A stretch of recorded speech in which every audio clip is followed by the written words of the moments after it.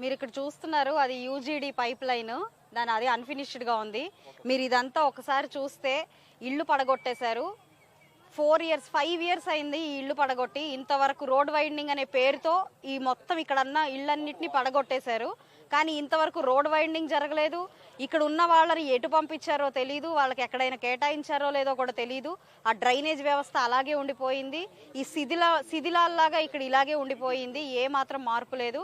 అయితే ఇక్కడ ఉన్న స్థానికంగా కార్పొరేటర్ గారు వారికి లబ్ధి చేకూర్చే వాళ్ళకు మాత్రం తక్కువ వ్యయంతో అయిపోయేటట్టుగా తక్కువగా వాళ్ళని ఇబ్బంది పెట్టకుండా వాళ్ళని చూసుకోవడం, మిగతా వాళ్ళందరినీ కూడా ఎంతో ఇబ్బంది పెట్టి పూర్తిగా ఇళ్లను ధ్వంసం చేయడం, వారిని వేరే చోటకు పంపించేయడం జరిగింది. కొంతమందికి బీఫామ్లు ఇచ్చి పట్టాలు ఇవ్వడం జరిగింది.